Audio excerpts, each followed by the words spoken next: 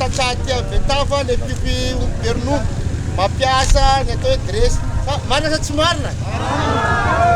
zay ny atokavany ety ijerentsika sao dia kaka fa iaka ireny ty zao zaraina androany a zaraina votsolo dia mandray volany mpanjifa le dresy a ny sabotsy sy ny tsy latsinainy dia amin'izay zo anatra nreto vola reto dia raisiko meloha zany le anarana zao dia facilité de paiement kely zany dia rehefa sabotsy izy mandray vidin-dronono a sy ny alatsinainy a dia mandoa ny reto zany a dia aveo dia manoratra vaovao indray ho raisiny amin'ny hery ohatr'izay no ataoko eto zao.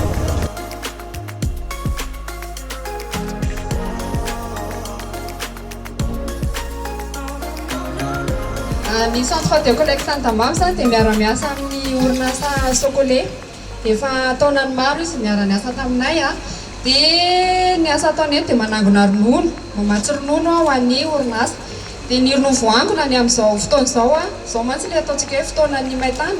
dia manodidina ny 3 litatra isan'andro eo izay no ronono ateriny any aminay dia manana mpanangona ronono madinika izy a zany hoe olona mandeha any manangona any dia aterina eto a miisa eo amin'ny 20 eo manangona any amin'ny Piompy amina rivony eo izay tonga ny atany any Antsoso any rehetrarehetra any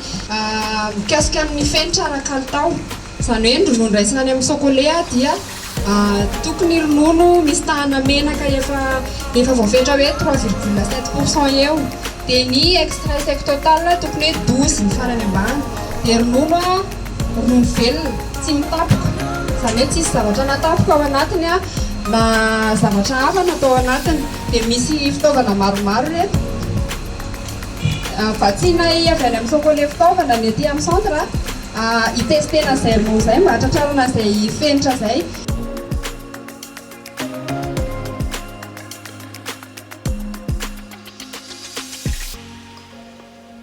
zao zavatra ataonareo zany tsy voatery fambolena ihany fa le agricole grand moa zany tenenany anazy ohatra zao zavatra ataonareo zao hoe mamatsy fitaovana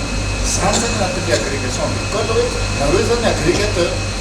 nareo manana an'le voka nareo mandray an'le vokatra dia ampianareo ny mpamokatra mba hamokatra fa ireo mpamokatra eo tsy maintsy mivarotra mihitsy aty aminareo fa misy contrat zany atao anatin'izay zay lalàna misy ary azo ekena eto Madagasikara efa ekeny ny Assemblée nationale ekeny ny Sénat efa existe lalàna zay efa taona gamazay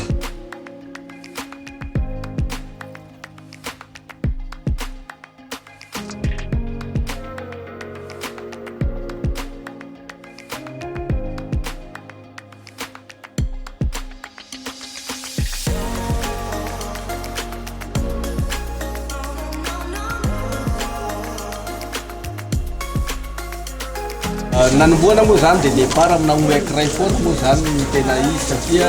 tsy afaka hoe tonga dia manana omby be dia be anao zany fa omby ankiray dia ampitomboana tsikelikely ampitomboana tsikelikely moa zany ho anodididina ny enina tapitrisa na fito tapitrisa dia amin'le race pila zany Pirozy vera sa pirozy norvégiane norvégiane le taloha zany any azanareo mividy semence famanoro zany nampiasana mbola reny zany mbola semence famanoro reka betsary zay taty aorina moa zany reny mampiasa ombilanda satria mbola manana famanoro sam'izao resaka omboa moa zany mba satria reny zany atao hoe fa nisy formation be dia be zay koa zany tena base na omby ianao zany raha vao tsy maingy amina formation dia sarosarotra ny voana amin'ny ankizy fa maingy amina formation be dia be zany satria resaka fifamanoro zao ho anampanao formation anay tamin'izany aza amin'ny pereny efa nampanao formation be dia be zany formation natao dia iny ny angalana le traikefa ny andalandalana eny ianao moa zany efa manana fahefana afaka manatanteraka azy dia mandeha miadakadana arak'izay eny moa izy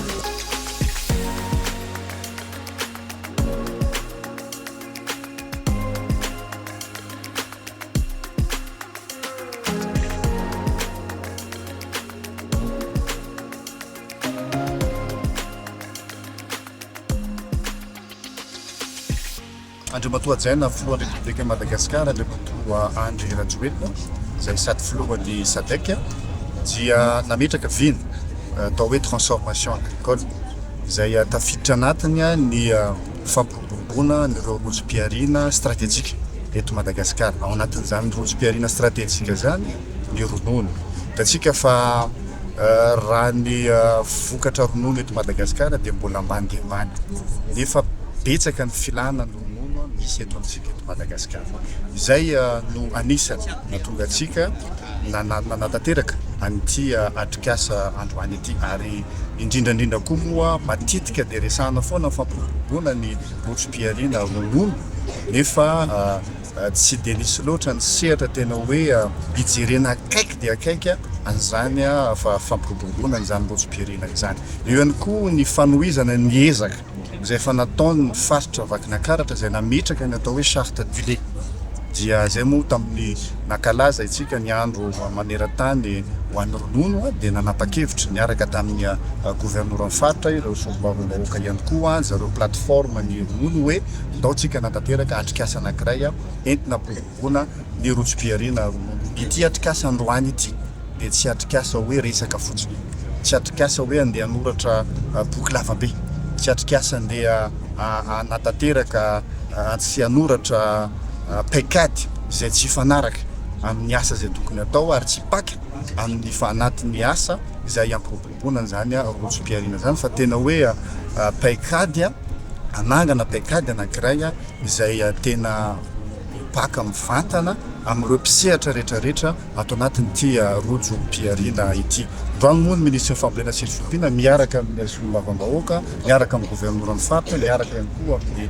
filohan'ny plateforme ny ronono sady be ny tanàna ihany koa eto Antsirabe, miaraka amin'ny ekipa rehetrarehetra, ny expert rehetrarehetra ihany koa, izay voakasika rehetrarehetra na ny solotena ny mpamokatra na ireo izay mividy ny vokatra dia ato avokoa anatanteraka an'izany atrikasa izany. Efa misy moa atrikasa fanomanana an'ity atrikasa ity izay efa nananganana sahady ny paikady entina hiangana ny sy hanomboany ny resaka sy izay fifanankarozan-kevitra atao anatin'ity atrikasa ity. Ensemble, transformons le secteur agricole.